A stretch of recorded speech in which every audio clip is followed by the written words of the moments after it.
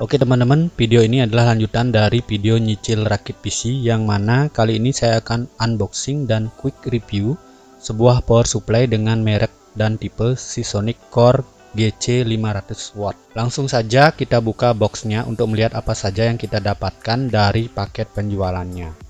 Oke, yang pertama kita mendapatkan kabel ties, baut, dan sebuah pita bertuliskan Seasonic. Kita juga mendapatkan buku manual dan petunjuk pemasangan.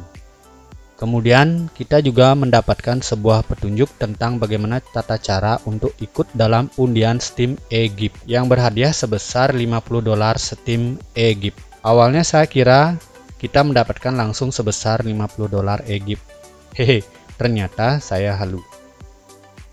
Oke, lanjut. Kemudian kita mendapatkan sebuah kartu ucapan terima kasih dari Seasonic dalam beberapa bahasa.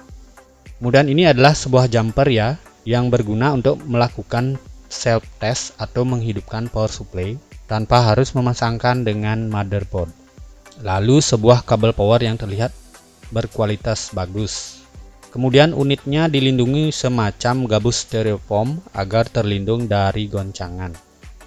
Ya, ini adalah unitnya yang masih terbungkus plastik. Oke, saya cerita sedikit. Kalau biasanya power supply Seasonic itu terbungkus oleh bahan seperti yang digunakan untuk masker medis. Karena pandemi COVID-19, Seasonic menghentikan penggunaan bahan ini agar bahan baku masker kesehatan tidak terganggu suplainya.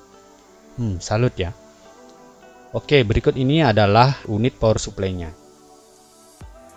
Pada bagian dekat konektor AC power terdapat switch on off dan keterangan AC input dengan range 100 sampai dengan 200 volt AC.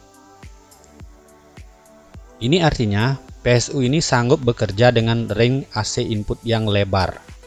Seperti kita ketahui, listrik di Indonesia di beberapa wilayah masih mengalami voltase drop di bawah 220 volt.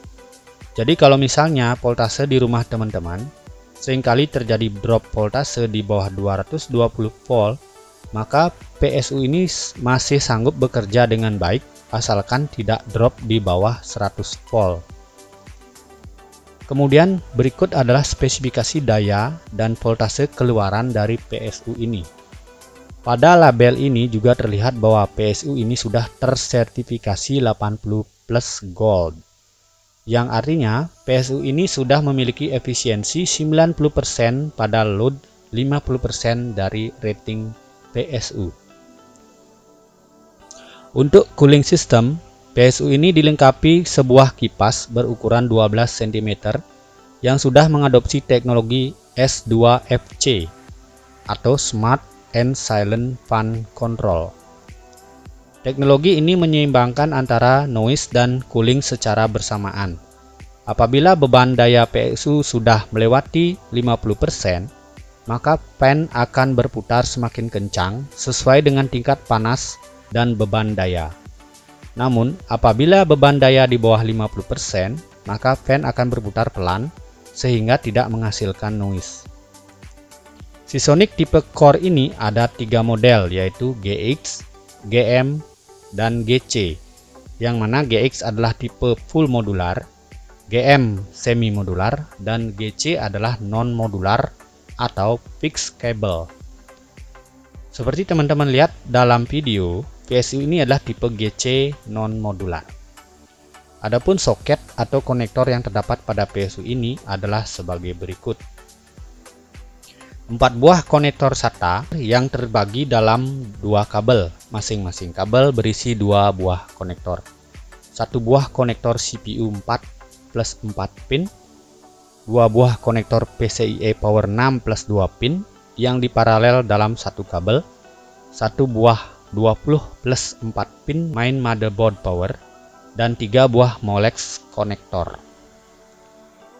Untuk garansi, power supply ini di cover garansi yang cukup panjang, yaitu 7 tahun.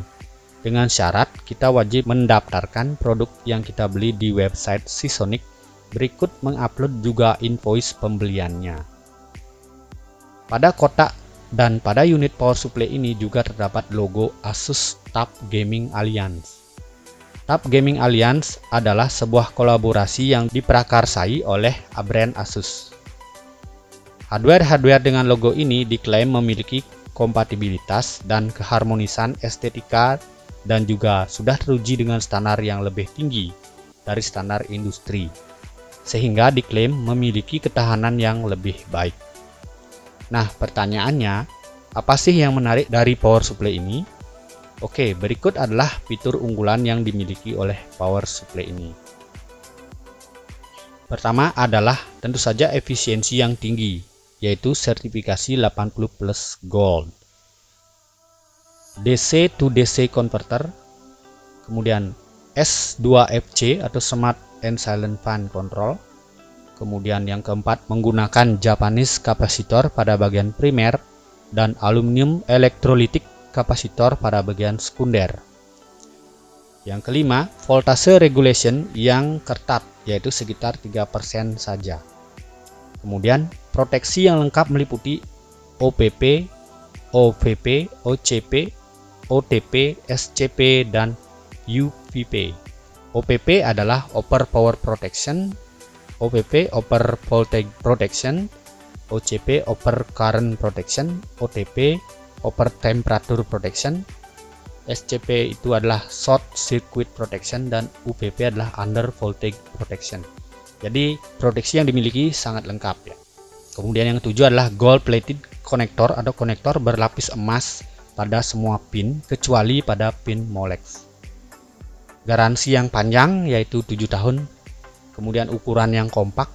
Yang terakhir adalah kabel pipih berwarna hitam dengan spesifikasi AWG 18. Oke, kita akan sedikit bahas mengenai sertifikasi 80+ Gold yang dimiliki oleh PSU ini. Efisiensi 80+ Gold artinya efisiensi PSU setidaknya 87% pada beban 20%, 90% pada beban 50%, dan 87% pada beban 100%. Untuk beban 50% atau 250 watt, maka daya yang ditarik dari PLN adalah sebesar 250 watt dibagi 90%, atau sama dengan 278 watt.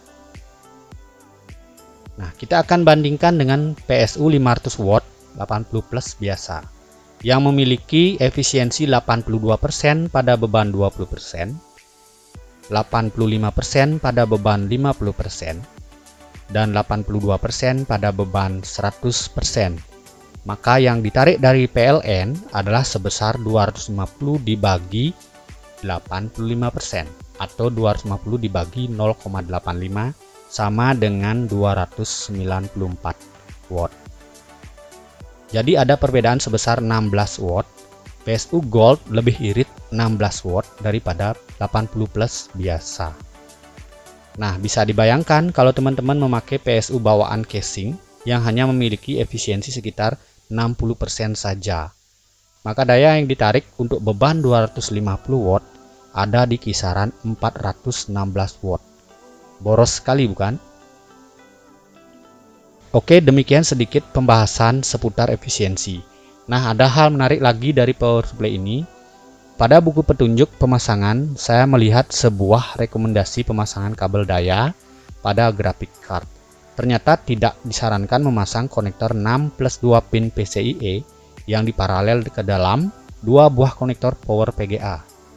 Jadi kesimpulan saya, PSU ini optimal dipasang pada graphic card dengan 1 buah konektor 6 pin atau 1 buah 8 pin saja. Tidak direkomendasikan untuk graphic card dengan konektor 8+6 pin atau 8+8 pin. Hal ini masuk akal karena daya PSU ini yang hanya 500 watt saja. Untuk memastikan PSU ini bekerja dengan normal, karena saya beli online dan saya khawatir mendapatkan barang defect, maka saya mencoba memasang PSU ini di sebuah komputer dengan spek Pentium dual core dengan 2 buah HDD. Cukup jadul memang, tapi ini hanya untuk pengetesan saja.